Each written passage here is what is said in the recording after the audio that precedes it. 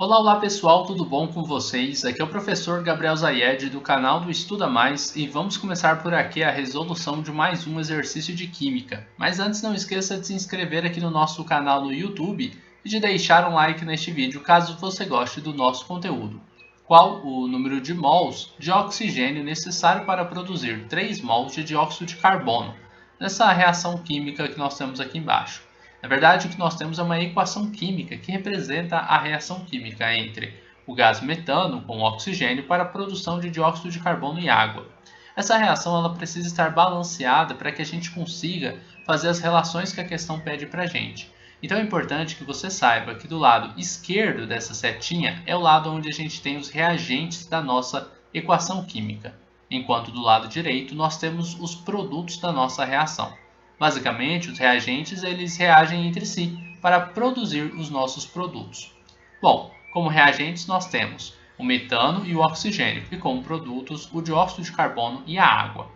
Bom, o que é um balanceamento de uma equação química? A gente tem aqui apenas um átomo de carbono do lado dos reagentes. Do lado dos produtos, a gente precisa ter um carbono também, e é o que temos. Então, os dois estão balanceados.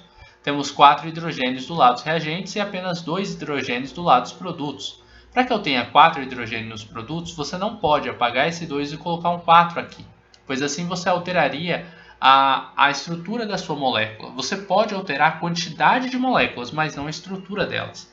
Então, se em uma molécula de água eu tenho 2 hidrogênios, caso eu coloque 2 moléculas de água, eu terei 2 vezes 2, 4 hidrogênios.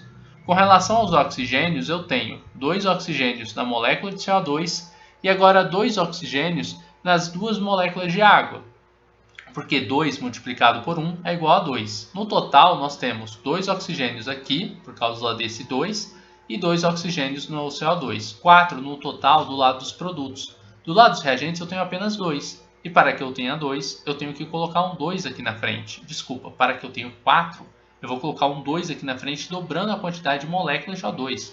2 vezes 2 são 4. Então, a nossa equação química agora está balanceada. E onde eu não tenho nada na frente das minhas moléculas, você vai colocar o coeficiente estequiométrico 1. Esses números em verde são chamados de coeficientes estequiométricos. E eles podem ser interpretados como número de moléculas ou como número de mols. Eu poderia dizer que eu tenho uma molécula de CH4 reagindo com 2 moléculas de oxigênio para produzir uma molécula de CO2 e 2 moléculas de água. Ou eu poderia dizer que eu tenho 1 mol de CH4 reagindo com 2 mols de oxigênio para produzir 1 mol de dióxido de carbono e 2 mols de água. Qual dessas interpretações eu devo usar? Depende da sua questão. A sua questão está falando sobre quantidade de moléculas ou ela está falando sobre quantidade de mols? Observe. Qual o número de mols de oxigênio? Necessário para produzir 3 mols de dióxido de carbono. Ela está falando sobre o número de mols. Então, você vai relacionar o número de mols de oxigênio com o número de mols de dióxido de carbono. Você vai fazer isso a partir da sua equação balanceada. Observe, sem olhar os valores que a questão deu, só olhando aqui na minha equação. Eu sei que com 2 mols de oxigênio, 2 mols de O2, a gente produz 1 mol de CO2, que é a metade do número de mols, tá? 1 mol de dióxido de carbono.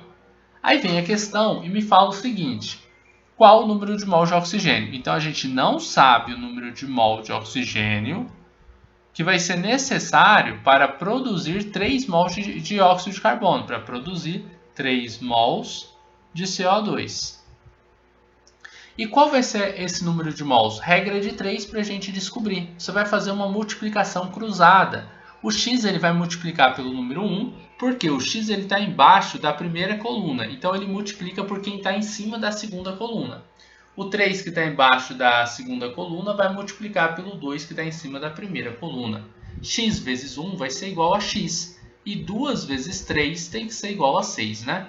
A gente vai ter, então, 6 mols de oxigênio como sendo o número de mols que a gente vai precisar para formar 3 mols de dióxido de carbono. E isso faz todo sentido, porque quando eu tinha 1 mol de oxigênio, quando eu tinha 2 mols de oxigênio, eu produzia metade de dióxido de carbono. Então, esse número precisaria ser o dobro dos 3 mols de dióxido de carbono. E 6 realmente é esse dobro. Vocês perceberam que existe uma proporção quando a gente fala em cálculos estequiométricos, não é? Bom, eu espero que vocês tenham compreendido e espero que tenham gostado dessa videoaula. Caso vocês tenham gostado, não esqueçam de deixar um like neste vídeo e de compartilhar o link desta aula em suas redes sociais para que seus amigos também possam conhecer o canal do Estuda Mais. A gente vai se encontrar numa próxima videoaula resolvendo outras questões de química. Um forte abraço e tchau, tchau!